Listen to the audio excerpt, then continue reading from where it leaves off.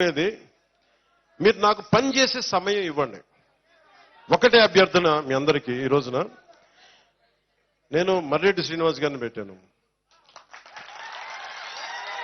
మర్రెడ్డి శ్రీనివాస్ గారు కూడా చెప్పారు, ఎవరైతే కష్టపడ్డారో, ఎవరైతే నిలబడ్డారో, జన సైనికులు కానీ, జనసేన వీర మహిళలు కానీ, జనసేన నాయకులు కానీ, మీరందరినీ గుర్తించండి.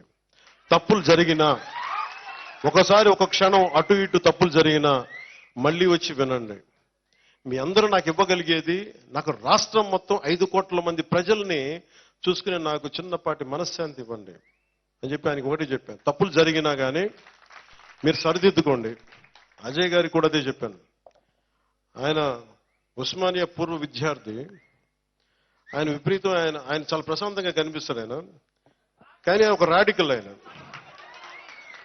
రాడికల్ స్టూడెంట్స్ యూనియన్లో పనిచేసిన ఆయన ఇలా ప్రశాంతంగా పాపం నా కోసం ఎంత మాటలు పడ్డాడు ఆయన, ఎన్ని దెబ్బలు, ఎన్ని నలిగిపోయాడు. సో అజయ్ గారికి ప్రత్యేకంగా నా హృదయపూర్వక ధన్యవాదాలు చెప్తాను. పాపం శ్రీనివాస్ గారికి ఎన్ని మాటలు పడ్డారో, నలిగిపోయారు, వారికి నా ప్రత్యేక కృతజ్ఞతలు తెలియజేస్తున్నాను. ఇప్పుడన్నా పవన్ కళ్యాణ్ అనే నేను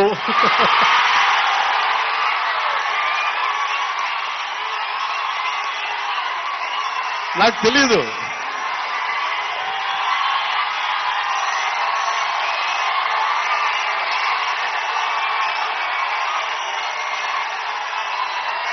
దారుణం ఏంటంటే, ఎక్కువ ఆపండి, చాలా బాధాకరమైంది ఏంటంటే, మా ఇంట్లో మా వదిన ఎక్సెప్ట్ చిరంజీవి గారు తప్ప, పవన్ కళ్యాణ్ అని నేను మీరు చూసారేమో కానీ టీవీల్లో కనీసం చిరంజీవి గారు తప్ప ఇంకెవరు వినలా. నా కుటుంబ సభ్యులు కానీ, ఇంక మిగతా ఎవరు, అందరూ కూడా ఎవ్వరు, నా స్నేహితులు కానీ, సన్నిహితులు కానీ అందరూ బస్సుల్లో ట్రాఫిక్లు ఇరుక్కుపోయారు.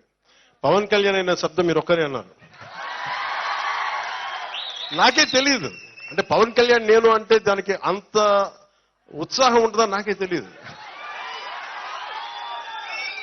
అంటే కాయ కష్టం చేసుకునే వాళ్ళు. ఇంకోసారా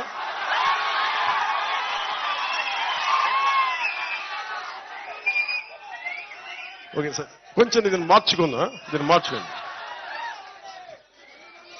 ఇది పవన్ కళ్యాణ్ అనే నేను పిఠాపురం అభివృద్ధికి, అభ్యున్నతికి నిరంతరం ఆఖరి శ్వాస వరకు పని చేస్తానని దైవ సాక్షిగా ప్రమాణం చేస్తున్నాను.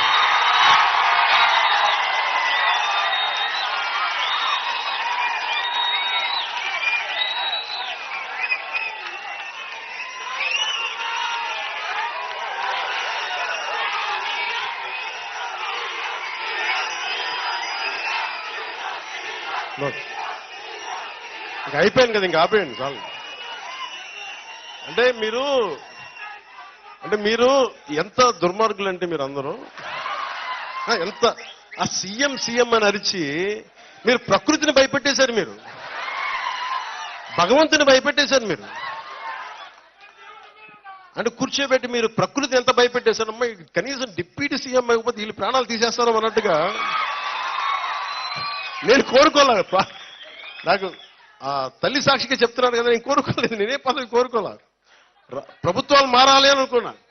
కానీ మీరు సీఎం సీఎం అని అరిస్తే ఆ ప్రకృతి కూడా కదిలిపోయాము. కనీసం డిప్యూటీ సీఎం చేయకపోతే వీళ్ళు అసలు తుఫాన్లు, భూకంపాలు క్రియేట్ చేస్తాను తల్లి కూడా అనుకుందాము.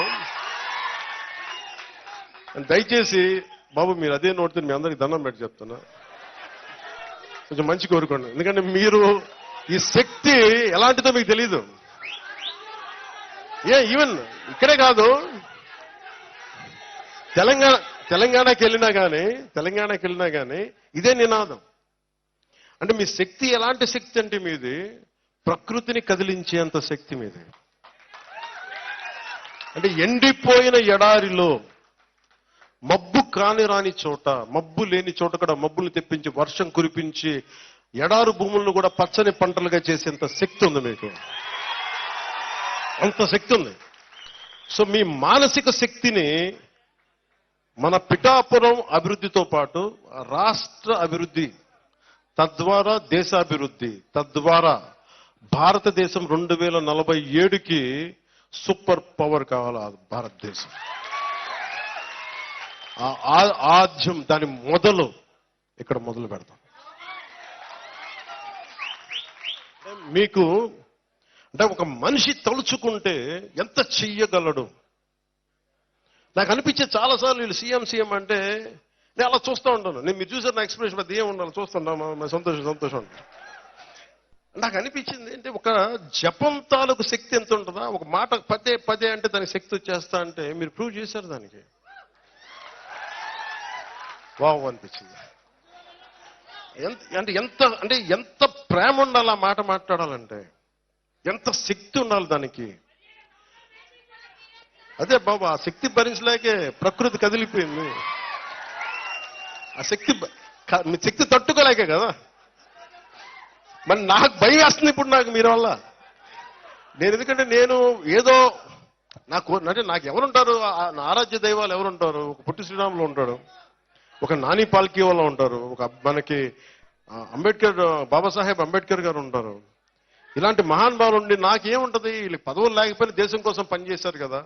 నేను ఆ కోవకు చెందితే మీరేమంటారు అలా అంతా కుదరదు, నువ్వేం చేసుకుని మాట మటుకు ఇలా ఉండాలి కానీ